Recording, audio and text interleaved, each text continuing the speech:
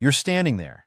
It feels routine at first. A simple interaction, maybe a traffic stop, maybe just a few questions, but something feels off. The officer hasn't raised their voice. They haven't made any accusations. And yet, in that moment, without a single word being said directly to you, the outcome may already be decided. Because what most people don't realize is this: by the time an officer starts asking certain questions or positioning themselves in a certain way, the decision to arrest may not be forming. It may already be made. So, here's the question I want you to answer in the comments. And think about seriously. Have you ever been in a situation where you felt like no matter what you said, the outcome wasn't going to change?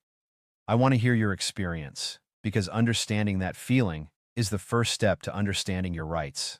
Now let's walk through this carefully, because this is not about fear.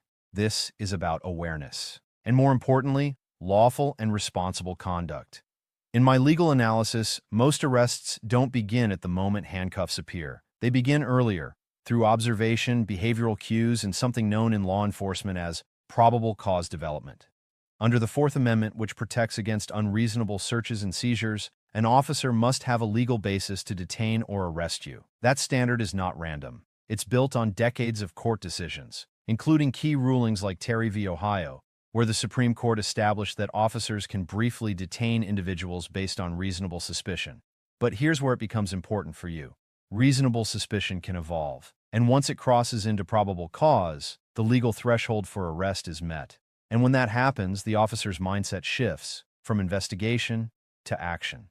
That's where these signs come in, not as guarantees, not as proof, but as indicators that, in that moment, the situation may already be moving in one direction. One of the first things people often miss is a sudden shift in tone. Not louder, not aggressive, but more controlled, more precise. The conversation becomes less open-ended and more directed. That's often because the officer is no longer gathering general information. They're confirming what they already believe. Another sign is repetition. If you're being asked the same question in slightly different ways, it's not casual conversation. It's consistency checking.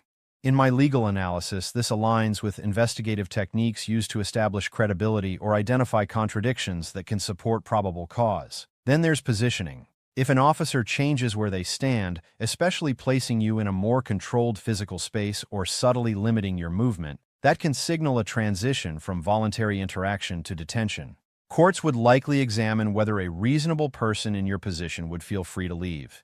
If the answer is no, the legal nature of the interaction has already changed. Silence is another powerful indicator. And this one surprises people. If an officer suddenly stops engaging and instead observes you closely, that's not disinterest. That's evaluation. Law enforcement training often emphasizes observation during pauses because people tend to speak more when they're uncomfortable with silence.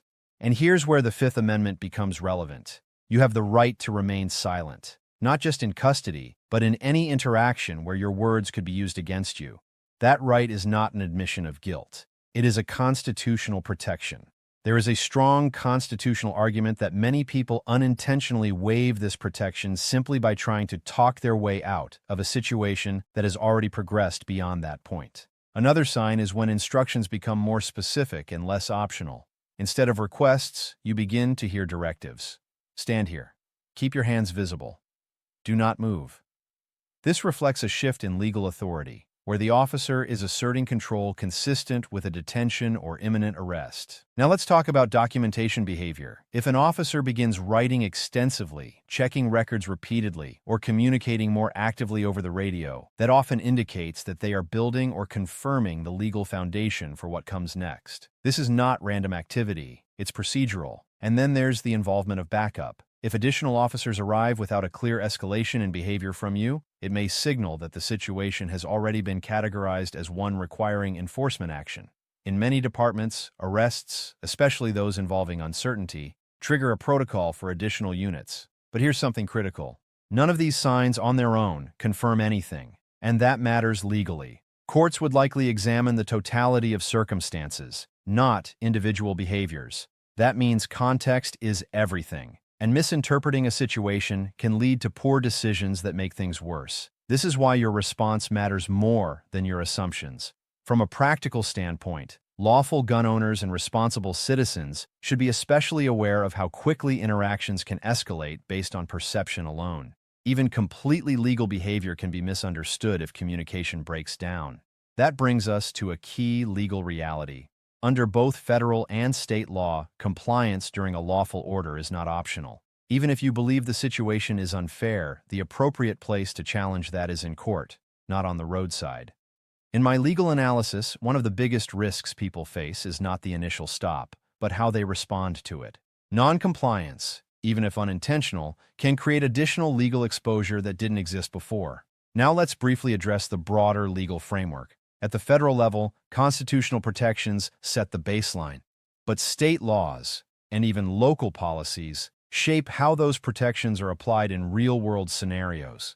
That means your rights are consistent in principle, but their application can vary depending on jurisdiction. Supporters of proactive policing argue that these early decision-making processes are necessary for officer safety and effective law enforcement. And that's a perspective courts have acknowledged in multiple rulings.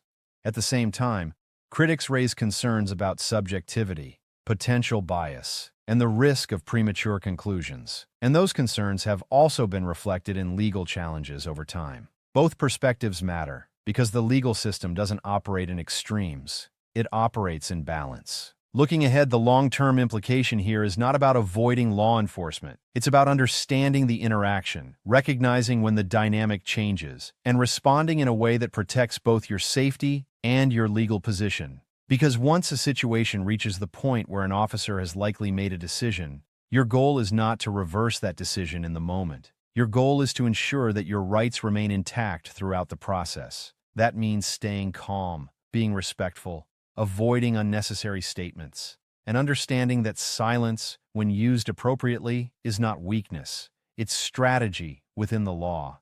And this is where everything comes together.